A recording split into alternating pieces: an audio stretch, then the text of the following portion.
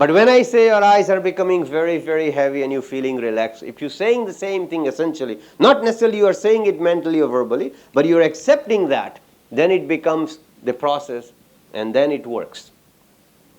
Is that clear enough? It's the simplest process. And my job is to prepare you for that, basically. And that's what I call condition. That's why I said if I walked into the classroom this morning and say, okay, ladies and gentlemen, close your eyes, it would not be as effective as it would be when I do it later on. Because you have lots of thoughts about it. You have lots of misconception. You have a conditioning. You have a different perception of what hypnosis is as you walk through the door into this room. I have to change part of that perception before you accept what I have to say. That is called establishing rapport, or taking you into confidence, as it were. Right? All right. Now, during this time, Dr. Elliotson, John Elliotson, was a surgeon in England, and he started utilizing hypnosis for anesthetic purposes. And he had a great admirer in India by the name of Dr. James Esdale. Esdale was a surgeon working in a prison hospital near Calcutta. And Esdale performed in the 19th century, mind you, ladies and gentlemen, 19th century, he performed 300 major operations simply with the use of hypnosis and no anesthesia. And he brought down the mortality rate considerably. His work was reported in different places, and Lancet, the British journal, wrote that such imposters should be hooted out of the practice and that all his patients must be hysterical. This was the attitude in England about James Esdale's work. So Esdale, with the wry sense of British humor, wrote back, even if all my patients are hysterical, their cases should be investigated as an epidemic of hysteria near Calcutta. In 1891, British Medical Association gave a favorable report about hypnosis. During this time, there was a doctor, a nice GP type doctor, country doctor, by the name of Lebo. He was working in a place called Nancy, France. He was working in a place called Nancy, France, with people who were suffering from mental disorders. Now, mental disorders could be broadly classified into two categories. Namely, what are the two categories of mental disorders? Anybody? Neurosis and psychosis. Neurosis and psychosis. It's a psychology student from Pune. Neurosis and psychosis. Now tell me the difference between the two in one sentence and no more. Anybody? Well, one is in touch with reality, the other is not. Which one is? The neurotic. Neurotic is in touch. Very good. Neurotic is in touch with reality, psychotic isn't. See, most of you have used the word neurosis, or he's neurotic or she is neurotic, without ever thinking, what are you saying? We have no respect for language. We use words without knowing sometimes what it really means. You must have used the word neurosis or neurotic several times. Basically, any one of us could be neurotic, or we might have a neurotic habit. Say you are afraid of cockroaches. You are phobic about it. Then that's a neurotic habit. You'll smile because you are. Dead giveaway, So that's a neurotic habit pattern. Which means they function quite well, until the time they see a cockroach. And that stimulus makes them, paralyzed, or makes them hysterical, or makes them act in a strange fashion.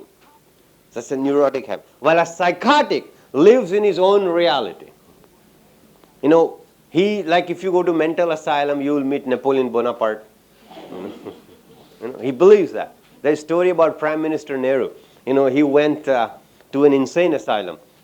And one of the inmates from the asylum, he said, who are you? So Prime Minister Nehru said, I'm Jawaharlal Nehru, Prime Minister of India. So this man says, you'll be all right. I used to believe the same when I came in.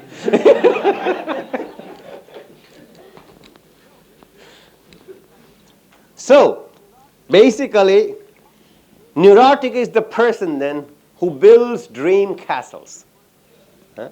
Neurotic is the person who builds dream castles. Psychotic is the person who lives in these dream castles. Huh? And a psychiatrist is the one who collects rent on these dream castles. Or any therapist for that matter, counselors, psychologists, clinicians, who work with mental disorder patients. Yeah, hypnotherapist, right? They collect rent on these dream castles. Is the difference clear? Turn the page.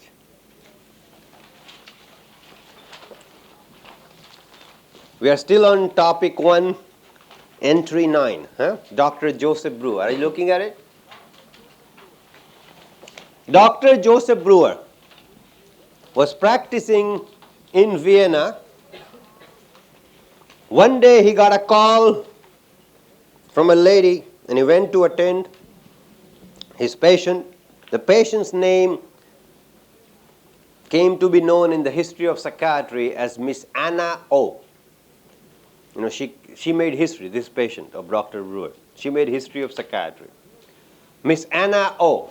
Her real name now we know is Bertha Peppenheim. Bertha Peppenheim. This is what she looked like. The patient who made history. Bertha Peppenheim. This lady was a bundle of problems. She was called, the doctor was called because this woman was half paralyzed. When Dr. Brewer went there and he took the case history down, he found out that her father was suffering from a terminal illness. He was on his deathbed. And her mother, Anna O's mother, was taking care of her husband during the daytime. Miss Anna O was taking care of her father at night. The father was dead by the time Brewer went. And one time what had happened, half of these things came out during hypnosis, half of it came out without hypnosis. One time what had happened, that Miss Anna O, who was staying awake, keeping vigil on her father, fell asleep on the chair. Her arm was behind her head, as it were. And when she fell asleep, she had a dream. In her dream, she saw a train that she thought was to bring the doctor who was going to make her father well.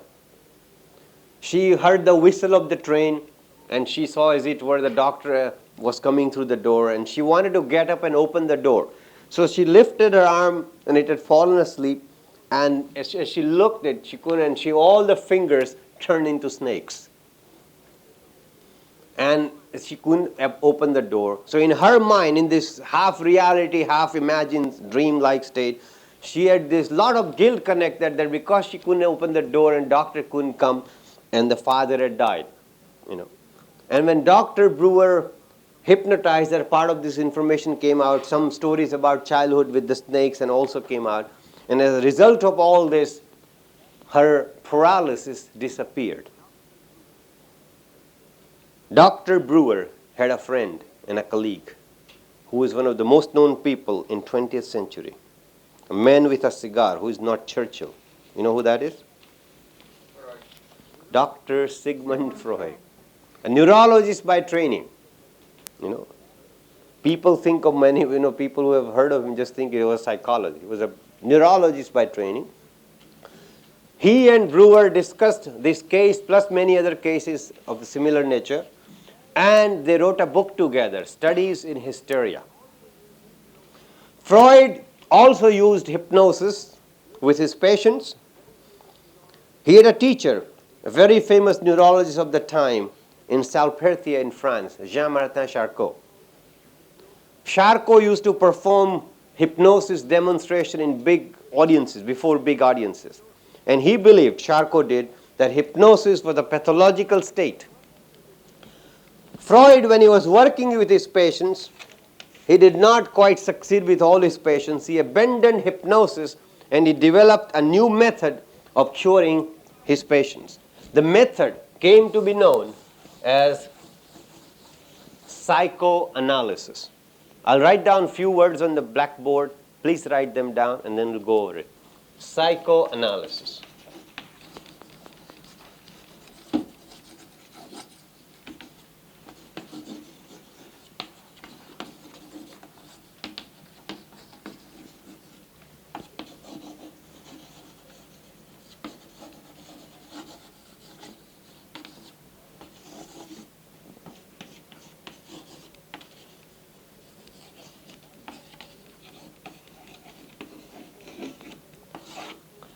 Psychoanalysis, free association, dream analysis, id, ego, superego, unconscious, preconscious, conscious, insight, INSIGHT, and catharsis, CATHARSIS.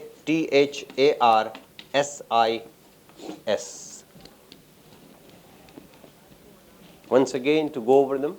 Psychoanalysis, free association, dream analysis, id, ego, superego, unconscious, preconscious, conscious, insight, and catharsis. All of you got the words down? All right, let's go over them. Freud, very controversial figure even till today, spoke of id, which he said is the pleasure principle. He said a person does something, a little child in particular, because he enjoys doing it. As the child grows older, he develops his ego. Now, ego is not to be confused here with pride or aham, as we say in Sanskrit. None of that. Ego here in Freudian term means the reality principle. Means our ability to function well in this reality that we call objective reality, or the new term for it now is consensual reality. That we function in this objective reality, and our ability to function in this reality is the reality principle, is the ego, that the child develops as the child grows older. Superego is your moral, ethical, ideal, religious self. What we call in India, there is a phrase we use in India all the time, something that bites you. What is that something that bites you? Conscience. So superego is something that's similar to conscience that we speak of. Now, the function of ego or the reality principle is to keep balance between id and superego. Too much id, you might do things for pleasure without being concerned about other people. Too much of a superego may inhibit you from acting. So to be or not to be, that is the question. And it will remain a perpetual question. The Hamletian dilemma. Too much of a superego. Is this the right thing to do? Is this the wrong thing to do? Should I do this? Should I not do this? Arjuna also. That what happened in the first chapter of the Bhagavad Gita. Siddhanti mama gatrani roma harshascha jayate. He had a nervous breakdown in the first chapter of the Gita. Too much guilt. Can I kill or should I? How can I possibly kill my cousins? Inhibited by his superego, right? And Krishna told him to act. He gave him therapy so to strengthen his ego, the reality principle. Now, say little Ramesh, who is 3 years old, he goes next door, and Prakash has a lovely toy train, so he brings it home. Mother says, "Where did you get this toy train?" So I got it from Prakash's house.